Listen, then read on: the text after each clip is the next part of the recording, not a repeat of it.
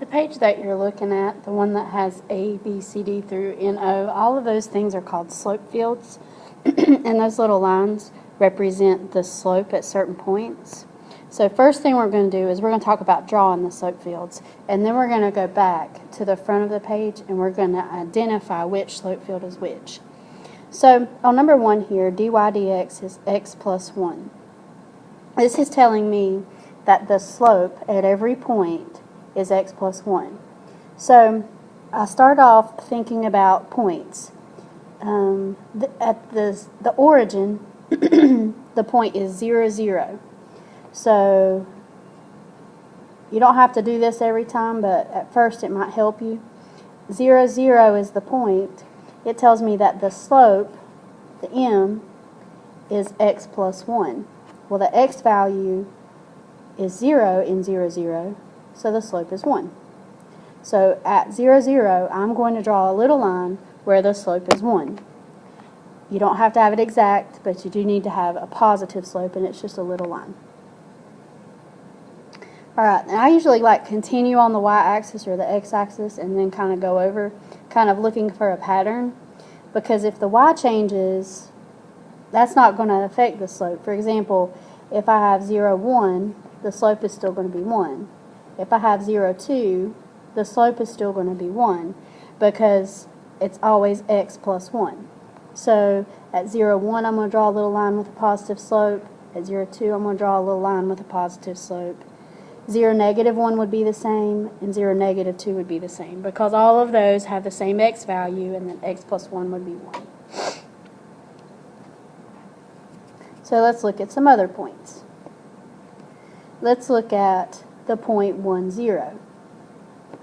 Well, the slope at 1, 0 would be 2, because that's x plus 1, so 1 plus 1, which is 2.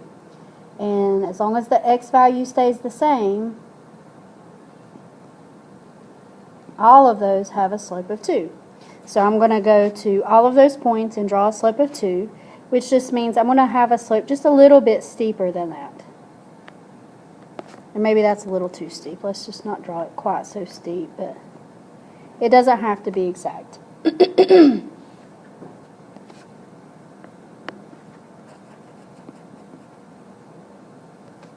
So then I go on, and let's do what if the slope was, or the point was negative 1, 0, or negative 1, 1, or negative 1, 2,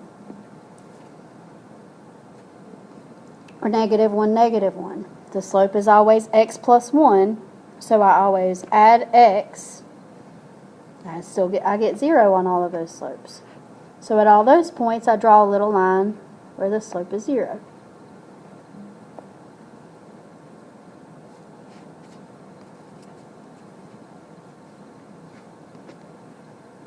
Alright, let's go to the point negative 2, 0, and negative 2, 1, and negative 2, 2. Alright, the slope is x plus 1, so I take all those x values and add 1, so I get negative 1 for the slopes, which means I need to draw a little line that's negative, kind of all the same, little about the same steepness as what has happened at the x-axis. At that point, I sort of see a pattern. I can continue this adding if I want to, or I can kind of see the pattern and I see that the slope is getting bigger. And over here I see that the slope is getting steep or negative. But if you weren't sure, you could plug those numbers in. So that's what's called the slope field. You can kind of look at this and tell that if you connected some of these points, you would get a parabola. That little blue line's called the solution curve. Sometimes I might ask you to draw the solution curve, although these problems don't ask you that. We'll be looking at that. If I solve that equation, like I've been doing, where I cross multiply and get the y's together and the x's together, if I solve that equation, I would end up with y equals x squared something. So that blue line just represents what you would get if you solved that equation. The problem is on some of these problems, you're not able to solve the actual equations.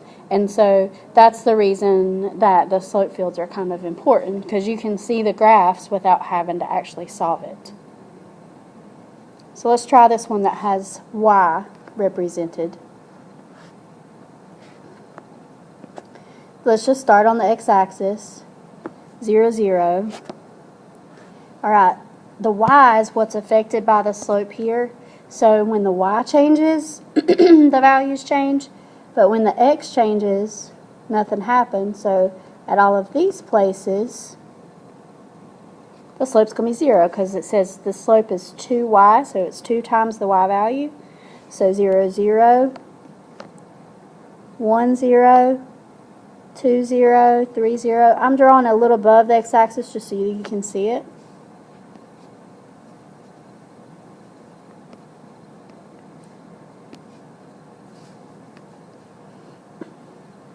All right, if I go to 0, 1, it says 2y, so 2 times 1 is 2. So any time where the y value is 1, I'm going to get 2.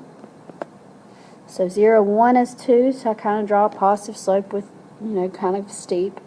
1, 1 is 2, negative 1 is 2, so that must mean all the way across is 2.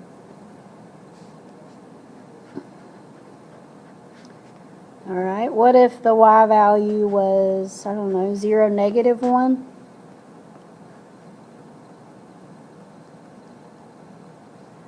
So that would be 2 times all of those, so these are going to be negative 2.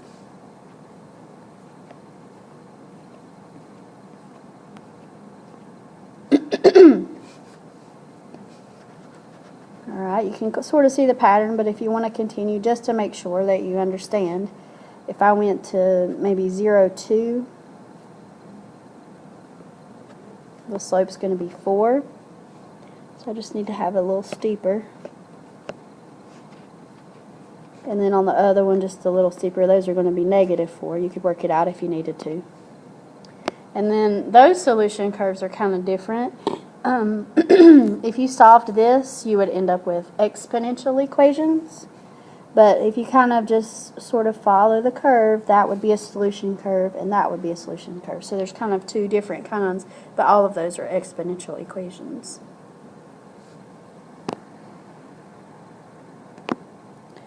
Alright, so I'm going to leave number 4 for you to try by yourself,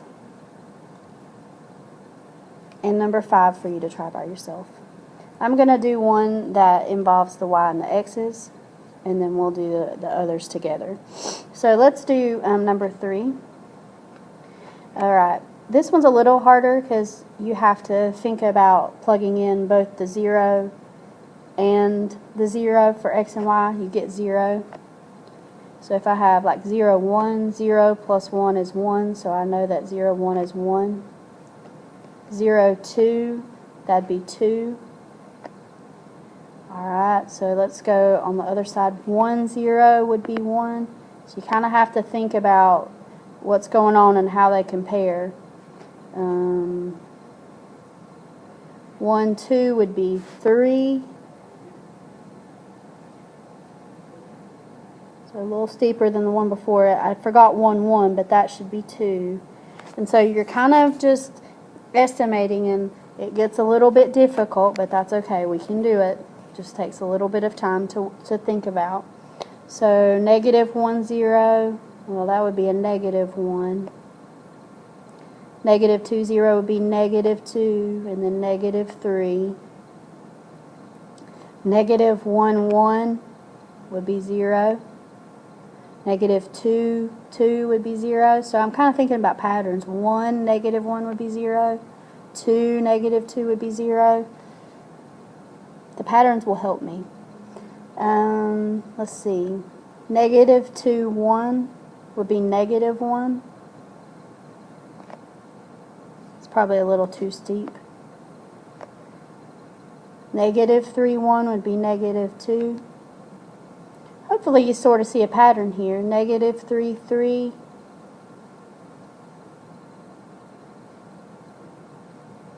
I think that's negative 3, 2. I'm sorry. That should be negative 1. So it sort of looks like on the diagonals that everything's kind of the same.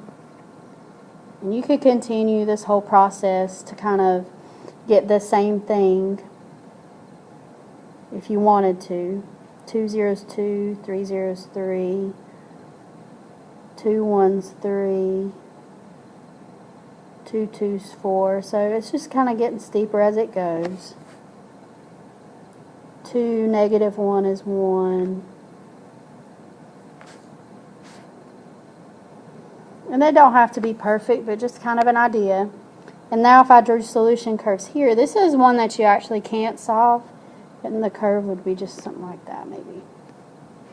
So I'm going to leave 6 for you also. So 4, 5, and 6 are your try problems today. Now, I'm going to go back to the front of the page, and we're going to identify which slope field is which. So I've written some slope fields on the bottom, and what we're going to try to figure out is which one of these slope fields matches them. Okay? So one of them is negative 2x, and one of them is negative x over y. And so what I normally do is I look at it and I say, okay, which one, how would I get 0? Well, the first one, it'll be 0 if x is 0. And the second one is the same. M is 0 if x is 0. So that's not really going to help. But I can kind of make sure that makes sense. X is 0 would be where the y-axis is. And see, all of them have 0 right there.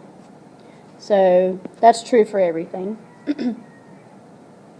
Alright, the second one, it says if y is 0, that would mean a 0 is on the bottom. So M would be undefined if that was true. So y is 0 is where the x-axis is. So like 1, 0, 2, 0. And so that's looking along the x-axis. And this one right here looks like it's undefined. Undefined would mean the slopes are going up and down. That means that this one matches this one. Now, I want to show you some other things now that we know which matches. Let's talk about it just a little bit more. If I plug in positive values for x, I'm going to get, you know what, that's supposed to be a positive 2x. Make sure you understand that that's not a negative. I know that's hard to see there. But if I plug in positive values for x, I get like positive numbers. Notice all of that is positive. They're all positive. But over here, everything is negative. That would be another clue that that's not true. And over here, if I plug in positive x's and positive y's, which is that same quadrant, I get a negative number. That makes sense. Another clue, if I want to think about it, if I plug in negative values for x, on the first one, negative values, I would get negative slopes, so that would be all of that. And on this first one, really, when I was talking about positives, that's the whole right side. And so that's different over there on the right. All right, let's look at the next two. So one of them is 2 minus y, and one of them is t minus y. I'll give you a second, see if you can figure it out. The t will represent x. And if you'd rather just write it as x over y, that would be okay.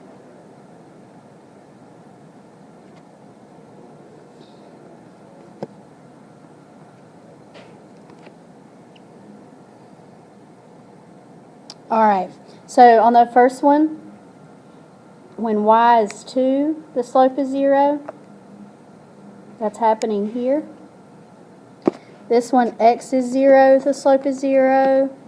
Y is 0, the slope is undefined.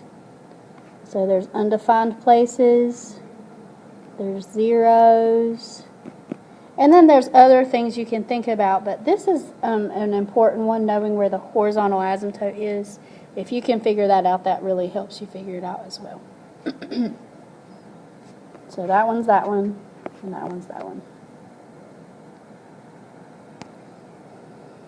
Okay, pause the video a second, see if you can figure out which one goes with which. Alright, on this one, the slope is 0 if x is 0. This one, the slope is 0 if y is 0. Alright, we have zeros here on the y-axis. We have zeros here on the x-axis. So which is which? Zeros on the x-axis would mean like 1, 0, 2, 0, 3, 0. So that one is that one. The y is 0. And then this one is this one. Okay. Pause again to see if you can figure it out. This one should be really, really easy. it's sort of obvious. These all have the same slopes. They're all 1. And so that has to go with this one. This one looks like a sine or a cosine graph, so that's got to be the cosine one. Obviously, it's harder whenever you have some of them as sine and some of them as cosine, but we'll be looking at that. Something else that if you just want to think about this cosine one a little bit, if x is 0, cosine of 0 is 1. If x is pi, well, it would be -1, but let's look at pi over 2. That one's important. Pi over 2, then the slope would be 0. And so notice that the zeros are over here. Although I can't really tell where pi over 2 is, I can tell that it's not 0 at 1. So that kind of helps me understand that one a little bit better. Okay, this one's a little bit harder because both of them are kind of curvy. I'll give you a second to think about it. Think about the x's and the y's there.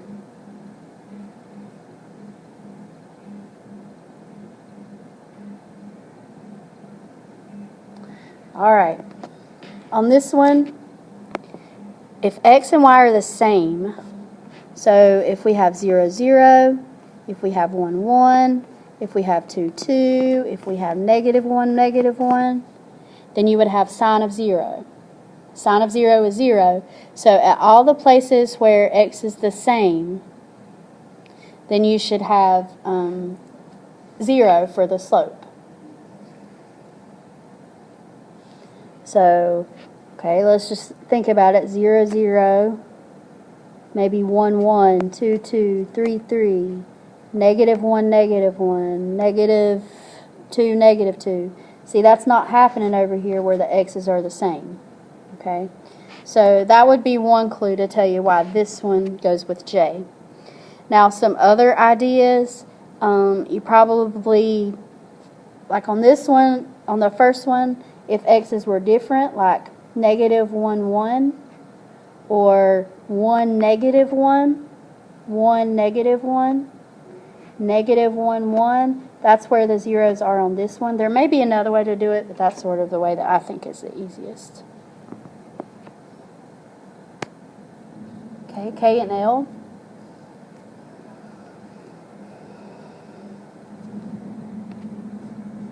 Again, sine of 0 is 0, so if y is 0, the slope is 0 on this one.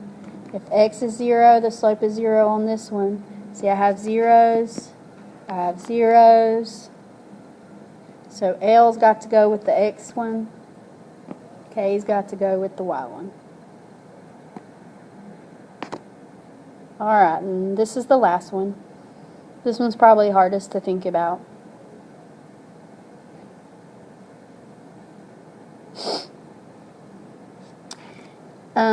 On the first one, or on the xy one, -2xy, well, I know it's 0 at 0, 0.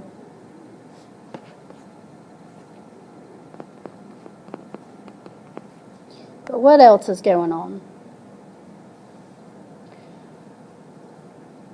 Well, if I plug in positive values for x and y, I get negatives. If I plug in 1, -1, or -1, 1, then the slopes are going to be positive because it would be -2 times some other negative.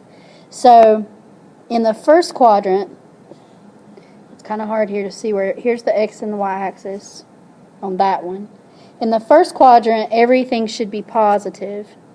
And in the second and third quadrant, okay, wait a minute. The first quadrant, it should be positive. Okay, 1, -1, that's the fourth quadrant. -1, 1 is the second quadrant. Second and fourth quadrant, everything should be negative. So negative in the second, positive in the fourth. So it doesn't look like that would work. Negative in the second, negative in the fourth. You know what? I just said negative. Both of those are positive. That's true. I'm supposed to have negative in the first quadrant, so that's that one. If I try the other quadrant where they're both negative, I would get positives. I mean negatives again. Goodness, I keep messing up. So that one's also working for that one. That's sort of how I figured out that. Now, if I try the first one, you might have to just think about some values. 0, 0 still gives you 0. I would probably think about something with a 2, because like y over 2, that would be 2 over 2, which is 1.